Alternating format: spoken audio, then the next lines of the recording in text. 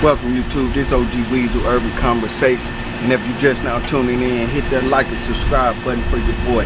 I'm doing federal stories, talking about the federal stories that I witnessed, been encountered with, because I did 20 years in the federal system. You know, on a 30-year federal sentence. Shout out to Obama for the clemency program. I was one of the candidates that received the program, and now I'm home with my family. Shout out to Obama. This story, I'm gonna get straight into it. I was in Forest City, Arkansas. I'm in Forest City, Arkansas, and they having a fucking K2 plague. The plague of the K2. I don't understand this drug that was new. I ain't understand it. I have been in jail for a long time. I was on my way coming home, but this is some things that I never faced in my life, and I didn't know about these new drugs. I had never seen ecstasy in my life.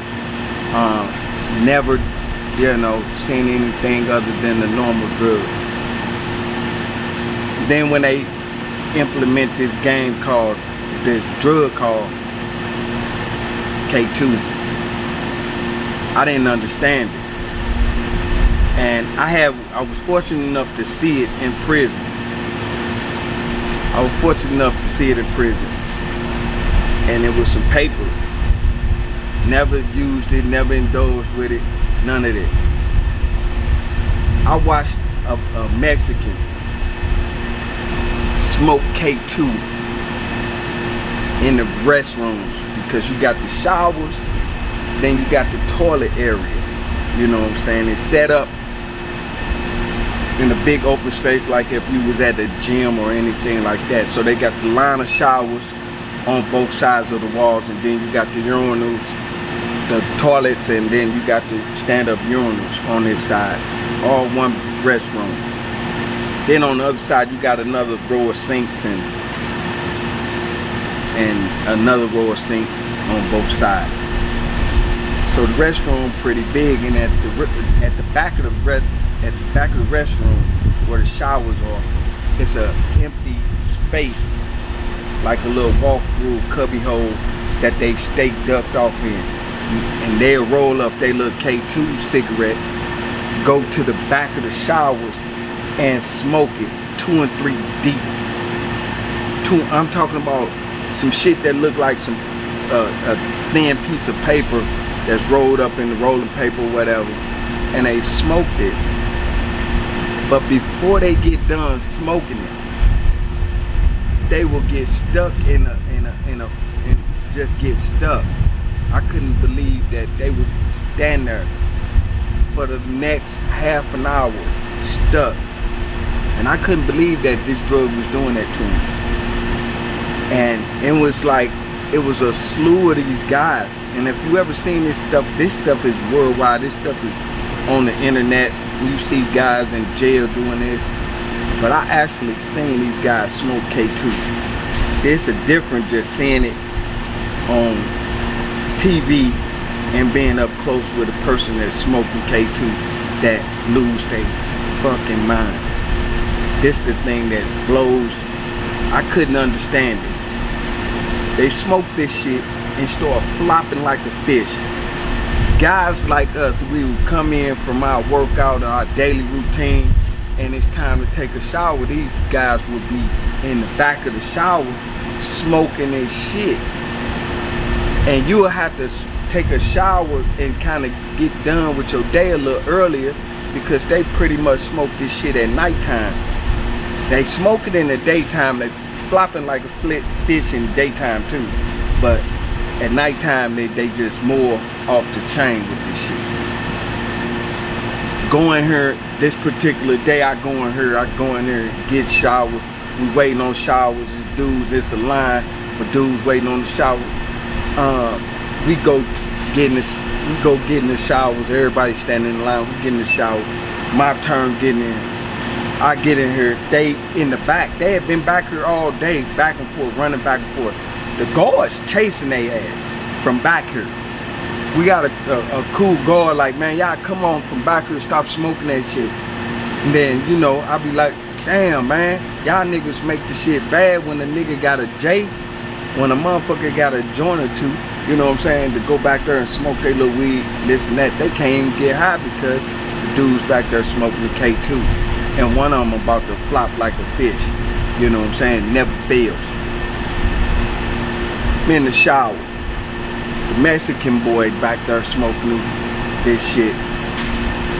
He turn around, smoke this shit, flip out, get to running and grabbing the showers, running in, I'm talking about, it ain't nothing but a curtain. We go in over this concrete slab and it ain't nothing but a curtain. You can step into the where the drain at in the shower, but you pull the first curtain up. Man, this motherfucker running, screaming and hollering. He don't see nobody. I'm talking about his face is blank.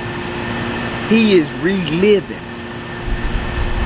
an incident in his head, but don't nobody know this. We know he whacked out of his mind. People trying to grab him. He's screaming and hollering, ah, like somebody chasing him, man. And I couldn't believe it. I'm talking about he ripped shower dudes in there taking showers. He done ripped the showers, curtains down. Dudes, I'm talking about different nationalities. He Mexican. This can start a war.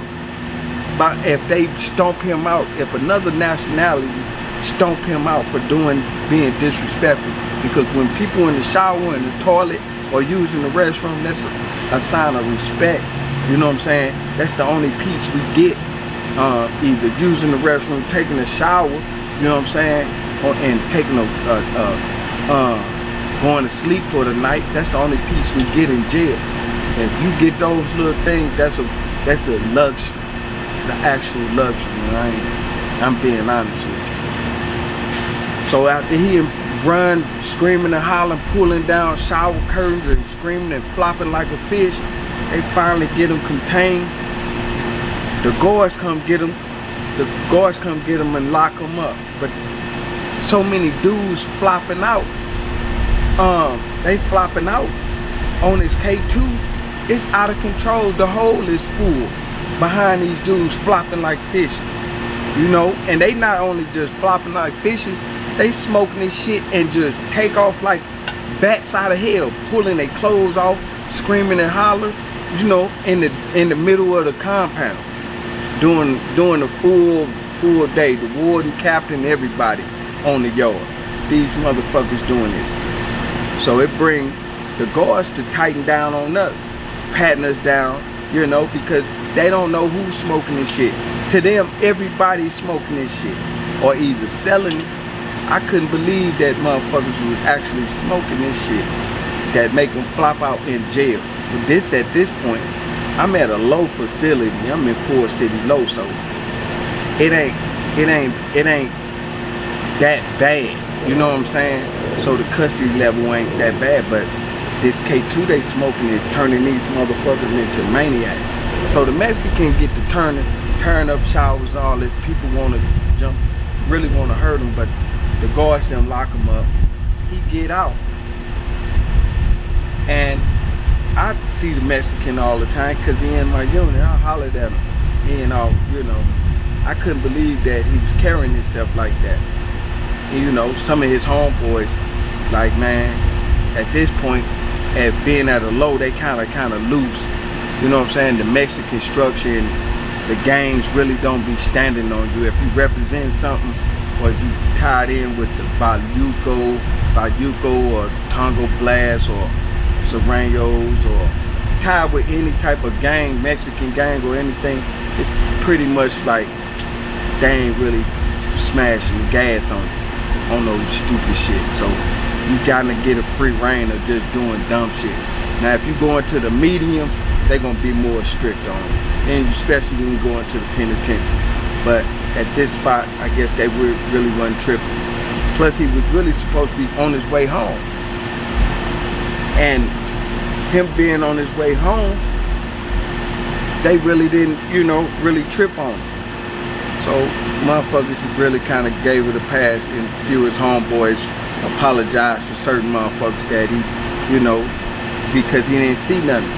So when he got out the shoe and he came past my cell, and I was like, man, what's up? He's like, man, just like looking like a sad puppy face. So I pulled him in the cell, and I'm like, man, what's up with you, man? Why? What's going on with you that you have to smoke K2, man? And you're on your way home, man. You got a lot of things. Is it something that you? Because I felt like I was a motherfucking counselor at times. You know what I'm saying? Because the mental wasn't, you know, just like right now. These motherfuckers doing a crate challenge. I can't even. But this is what that's the equivalent of a motherfucker smoking K2. You know what I'm saying? It's just like a motherfucker smoking K2, walking some crates, stupid. You know what I'm saying? But to each his own, you make your own decision. So I asked him, I said, man, at that very moment, because I seen the devil in his face. I seen something that terrified him. I seen something that terrified him. I never seen this on a man's face in my life. I actually seen fear. I'm talking about fear. Fear, and you know, people get scared of things, but to actually see the fear on a person, on another man's face, I seen actual fear, like something was riding his back or something, you know. So I pulled him in the cell, and I was like, man, what was actually going on with you at this point? He said, bro, I'm gonna be honest with you, man. He said, man, I was going to sell a ton of weed or a couple tons of weed, and the motherfuckers I was going to sell the weed to kidnapped me, man, beat me, robbed me, and beat me, took me into the woods, and I thought they was finna kill me. Tied my hands, tied my legs, tied everything, tied me together, tied all my shit together, man, and put the gun to the back of my head after they had beat me so long. You know what I'm saying? And I was so terrified, man. When I smoked that K2, it took me to them kidnapping me again. And I was like, dang. So I guess it disturbs a hurtful part of your body, a hurtful part of your mental, I guess. You know what I'm saying? I guess it takes you back to that. But he had actually told me, he said he had got kidnapped for a couple tons of weed. They took him to the woods, tied his arms and feet, and beat him with a gun, and bloodied him up, and took him to the woods and put the gun to his head. And he said when he got high, he only seen them kidnapping him. So that's why he was running the way he was running. In the showers, pulling showers, trying to get past, because he was in the woods. He's like, I ain't see nothing, man, but me being in the woods running, man. You know, I thought they was gonna kill me, so I was like, damn, man. You know, so only thing I can tell him, man, don't smoke no more K2, man, because that shit ain't good for nobody. I don't know what it is to this day. I haven't did no research on it. I've heard about it, never smoked it, never indulged in it, never even sold it, you know.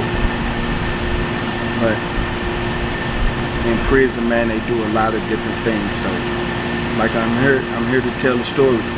It's hurtful at times to even relive some of these stories because it takes me back to those situations, you know. And I'm home now. So I hope these situations, man, reflect it's a lesson in these stories. And I'm living proof, man, that you can make it from a hurtful situation, man. So, and I'm here to tell my story. This OG Weasel Urban Conversation, man, and if you just now tuning in, man, hit that like and subscribe button. Hit that notification bell, man. I'm all over the place, man. Get at your boy. You know, support. I'm out. One. Who you are? Tell me who you are. Go from this point out, you hear me? Badass nigga taking a whole lot of risk in these streets, you hear me? Old bitch ass, broke ass nigga. I done came to this bitch for about 10 on me. Right. If I'm lying, I'm fucking dying. In the other pocket, I'm gonna feel like doing all that. We gonna focus out, you hear me? I done had a nice night. I do my shit dropping this week. I do my shit. I love y'all. Y'all be safe, bro. Fuck with me. Already.